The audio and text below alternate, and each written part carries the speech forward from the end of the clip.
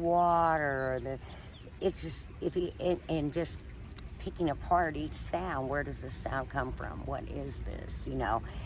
It's a way to meditate, access, being totally aware of things outside of self, and it's a beautiful experience.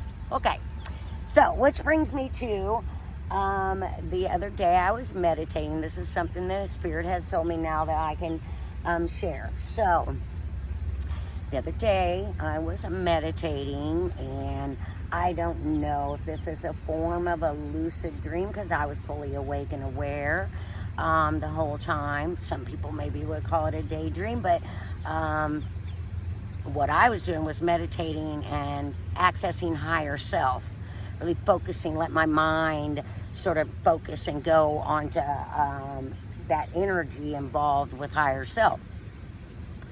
Next thing I know, some chick comes along, and at the time I felt like it was, because that's what I was trying to access, was higher self, but in the memory of it, and it's hard for me to explain and articulate something spiritual, because there are things that happen in the spiritual visions, things you haven't seen, that just make sense. They just make sense. So later in the memory of that, as I was journaling about that, I don't even know if you call it a dream, a daydream, a meditation, a lucid dream, and accessing of my higher self. She's my sister, an older sister, and I believe that this was a honestly believe that this was a lifetime that I lived, but we were both dark-haired. She came along, and at the time when I daydreamed it just seemed so natural, the thing, whatever it was, she picked me up on. But in writing about it later, like, I swear, it was like a sand machine. It was like a, sort of like a snowmobile on sand. And so, of course, I jump on it with her. So we're on sand, and there are pyramids. There are pyramids all around us, I'm still learning about all this. So you guys, I swear to God, when I'm meditating like this and stuff, I think, I gotta have all my 8 questions answered, and my mind will start to get control instead of my subconscious mind again. And I have to sort of, when you meditate in this way, you cannot beat yourself up. First of all, it's being aware of your thoughts, being aware of when your conscious is sort of taking over your subconscious again. It's having the wherewithal to stay in there-ness, to hook back up with that higher self and go back into that energy, into that vibration that got you there. And in my case, it happens when I am able, like I said again, to lose self, to forget self, and tune in to the moment, to the energies around me, to the vibrations around me.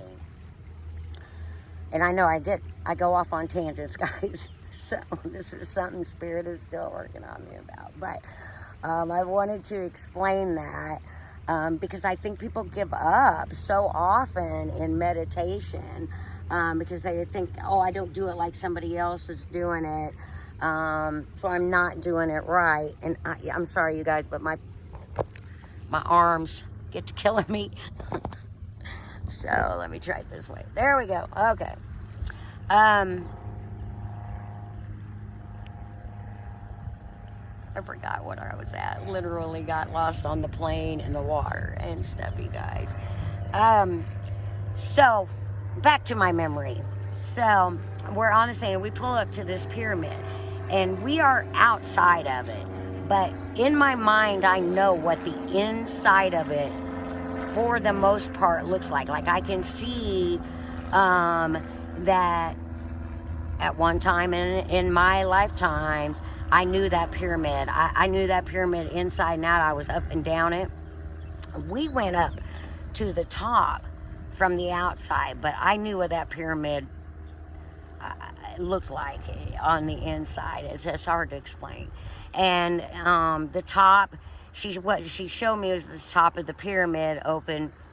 There was some instrument, like a satellite type instrument, I swear to God, I couldn't draw it. Like I couldn't see the details of that instrument, because remember, I'm not controlling everything here, guys.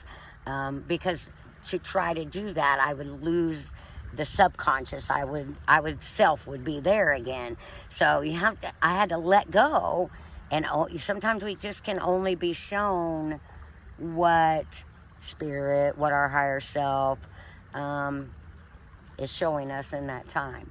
Anyway, so it was like a satellite type instrument, and literally I knew that was our job, and she was my sister, and we used to go do this like probably every day. It felt like something we did all the time, and it was an important job, a special job. Our whole family did it. Like, it wasn't just us, it was just me and my sister in this memory. But it's what our whole family did. We were special and important, and it was part of our job to receive messages from some higher source. That's what that thing was pointing at. And I don't know, it was just an amazing experience, and coming out of it and sort of knowing that that's a life that I've lived.